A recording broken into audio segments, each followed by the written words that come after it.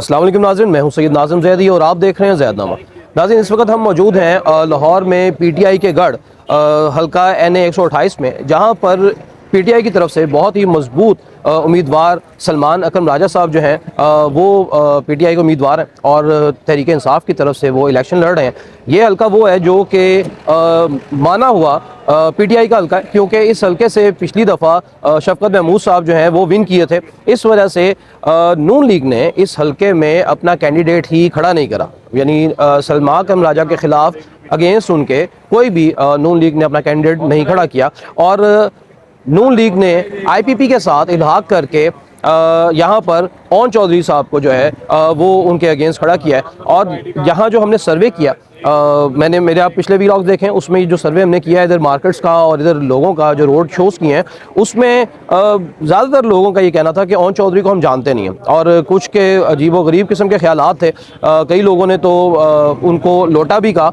وہ میری ویڈیوز جو ہیں وہ ان کٹ ہیں، آپ اس میں دیکھ سکتے ہیں، اور لوگ ان کو لوٹے کا نام دے رہے تھے، کیونکہ انہوں نے کہا کہ پہلے وہ کسی اور پارٹی میں تھے اور پھر اب یہاں پہ تحریک انصاف میں ہونے کے بعد وہ اب اس پارٹی میں چلے گئے ہیں، آئی پی پی میں۔ تو لہٰذا ہمیں یہ دیکھنا ہے کہ عوام جو ہے وہ کس کے ساتھ ہیں۔ تو یہاں کی جو عوام ہے، ہم نے اب پچھلے جو الیکشن اگر دیکھے جائیں تو شفقت محمود یہاں سے ون کیے تھے، تو یہ سیٹ جو ہے وہ کنفرمڈ پی ٹی آئی کی تصور کی جا رہی ہے۔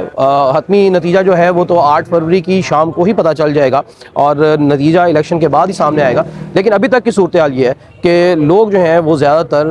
پی ٹی آئی کو ادھر سپورٹ کر رہے ہیں اور سلمان اکرم راجہ صاحب کو ہی ووٹ دینے کے حق میں ہمیں دکھائی دیتے ہیں۔ لہٰذا سلمان اکرم راجہ صاحب جو ہیں وہ اس وقت اپنے آفس میں موجود ہیں، اور ہم نے ان سے بڑی مشکل سے ٹائم لیا ہے انٹرویو کے لیے۔ تو آئیے ان سے ملاقات کرتے ہیں، ان سے انٹرویو کرتے ہیں، اور ان کے کیا خیالات ہیں جب وہ جیت جائیں گے۔ ہوپس ہو کہ وہ جیتیں، تو جب جیتنے کے بعد وہ یہاں کے لوگوں کے لیے، اپنے اس علاقے کے لیے کیا کام کرنا چاہتے ہیں، اور ان کی فرسٹ پرائرٹیز کیا ہیں، وہ کن کن پوائنٹس پہ پہلے انیشلی کام سٹارٹ کرنا چاہتے ہیں جیتنے کے بعد۔ تو آئیے ان سے ملتے ہیں۔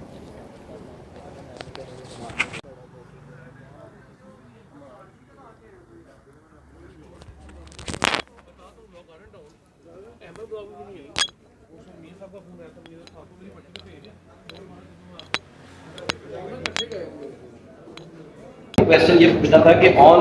چودھری صاحب جو ہیں وہ آپ کے اگینسٹ یہاں پہ کینڈیڈیٹ ہیں، تو میں نے جتنا سروے کیا اون چودھری صاحب کو تو یہاں پہ کوئی جانتا نہیں ہے، میں بھی نہیں جانتا جی۔ اب میں یہ پوچھنا چاہتا تھا کہ آپ یہ تو انشاءاللہ آپ کی سیٹ جو ہے وہ کنفرم ہے، لیکن جو پی ٹی آئی کے بانی ہیں ان کے لیے آپ لایا ہوا کیا، ان کے ریلیف کے لیے ریلیف فردر کیا معاملات جلدی ہی ہائی کورٹ سپریم کورٹ میں جائے گا تو دیکھیں گے۔ مجھے یقین ہے کہ ایک موسٹ امپورٹنٹ کویسچن یہ ہے کہ ہم نے یہ سنا ہے کہ الیکشن کمیشن نے جو بیلٹ پیپر ہے وہ تقریباً 26 کروڑ جو ہے وہ چھاپے، تو تقریباً 12.5 کروڑ جو ہے وہ ووٹر ہے، تو یہ اتنے زائد جو بیلٹ پیپرز ہیں اس کی کیا وجہ ہو سکتی ہے؟ چھاپ میرا نہیں خیال 26 کروڑ ہوں گے، اب تو کاؤنسل میں ایک لمٹ ہے، یہ جو نمبر آف ووٹرز ہیں ان سے آپ ایک خصوص پرسنٹیج ہے، اس سے زیادہ صرف چھاپ سکتے ہیں بیلٹ پیپر۔ یہ اطلاع کہاں سے ملی کہ 26 کروڑ؟ سر یہ رپورٹس چل رہی ہیں، ایسی چل رہی ہے، میرا نہیں خیال ایسا، کیونکہ اب قانون میں ایک بندش ہے۔ اس سے پہلے یہ ہو جاتا تھا 2013 کے الیکشن میں ہوا اور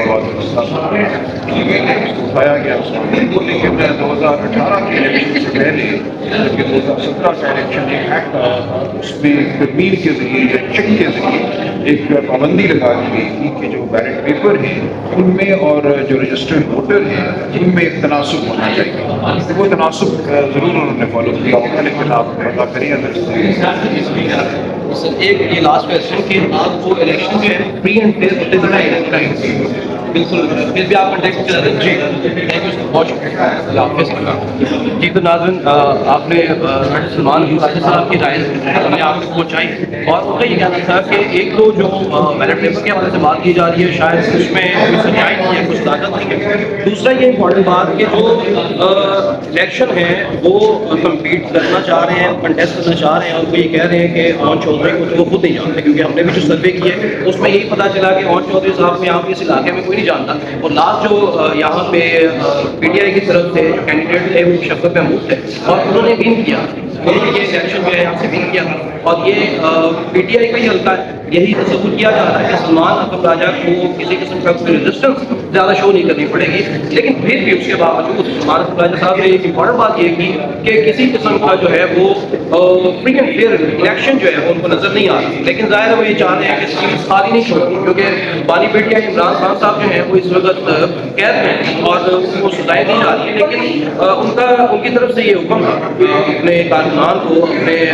کینڈیڈیٹس کو، کہ آپ نے الیکشن ضرور کمپلیٹ کرنا ہے، اس میں پارٹیسپیٹ ضرور کرنا ہے۔ لہٰذا اب ہم یہ دیکھتے ہیں کہ جو رزلٹ آتا ہے 8 فروری کو، اور اس میں سلمان اکرم راجہ صاحب کی شرکت کی ہوتی ہے یا نہیں، ظاہر ہے ہم اس پہ کنفرم بات ابھی نہیں کر سکتے، لیکن جو صورتحال ہمیں نظر آ رہی ہے وہ یہی ہے کہ سلمان اکرم راجہ صاحب جو ہے وہ اپنے اس طریقے سے جیتتے ہوئے ہمیں دکھائی دے رہے ہیں۔ لہٰذا سلمان زیدی کو اس بلاگ سے کیجیے اور اللہ حافظ۔